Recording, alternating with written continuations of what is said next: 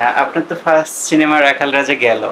তারপর দ্বিতীয় সিনেমা, তৃতীয় সিনেমা কি আসলো? কেমন এইটা আপনার জার্নিটা কেমন ছিল এই সিনেমার ব্যাপারে যদি আমার বলতেন? দ্বিতীয় সিনেমা ছিল তেজি। তবে তারপরে আমার দ্বিতীয় সাইন করা আমার দ্বিতীয় সিনেমাটি সাইন করা সিনেমাটা ছিল আমাদের বিশেষ আরেকজন চলচ্চিত্রের নামকরা ফাইট ডাইরেক্টর মোহাম্মদ আসলাম ভাই। উনার চরমোপমান অপমান চরম অপমান সিনেমাটি আমি দ্বিতীয়বার সাইন করি আমার সিনেমা যাত্রায়। দ্বিতীয়বার এই সিনেমাটি শুরু হয়, কিন্তু দ্বিতীয়তে রিলিজ হয় হচ্ছে তেজি সিনেমা। অনেকেই জানে যে আমার প্রথম সিনেমাই তেজি সিনেমা, বিকজ তেজি সিনেমাটি এত সুপার বাম্পার হিট হয়েছিল তখনকার সময়ে। আর তেজি সিনেমাতে আমার নামের ক্ষেত্রে যদি বলি তাহলে তেজি সিনেমা আমার নামে প্রথম সিনেমা, একা নামে। আর রাখাল রাজা সিনেমাটিতে আমার নাম ছিল আয়শা রবি।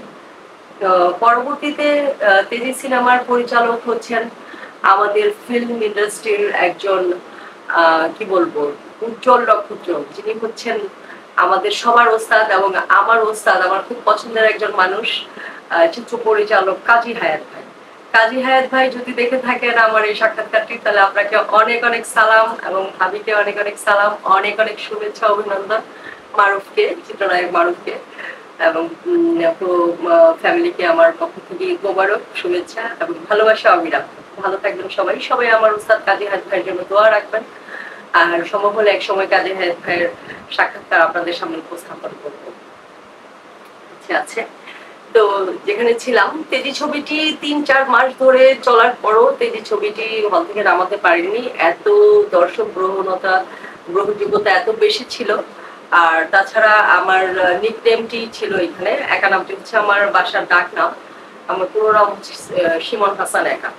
পরবর্তীতে আমার ডাক নামটি মানে তেজি সিনেমা থেকে শুরু হয়, এবং প্রথম দিকে যেই শুরুটা, সেই শুরুটা আমি কখনো ভুলতে পারবো না। তারপরে আমার আরেকটা সিনেমা রিলিজ হয়েছে কালো চশমা, যেটি আমি রুবেল ভাইয়ের সঙ্গে অভিনয় করেছি। তো সেই সিনেমাটিও খুবই দর্শক জনপ্রিয়তা পেয়েছে। এবং সেই সিনেমাটিতে প্রথম আসিফ গান গিয়েছিল, আমাদের মিউজিক ডিরেক্টর ইমন এটির গানটি করেছিল, দু চোখে তুমি যে শব্দ, আপনারা দেখবেন ভালো লাগবে। এবং সিনেমার কাহিনীটা কাহিনী বলতে গেলে এত দারুণ ছিল। আর এই সিনেমাটি আমরা শুটিং করেছিলাম টেকনাফে, সেই পাহাড়ের উপরে সমুদ্রের পাড়ে। খুবই মজার একটি সিনেমা, এবং মজা করে আমরা শুটিং করেছি। তারপরে তো চলচ্চিত্রের যাত্রা শুরু আমার, একের পর এক সিনেমা এবং মডেলিং, এই তো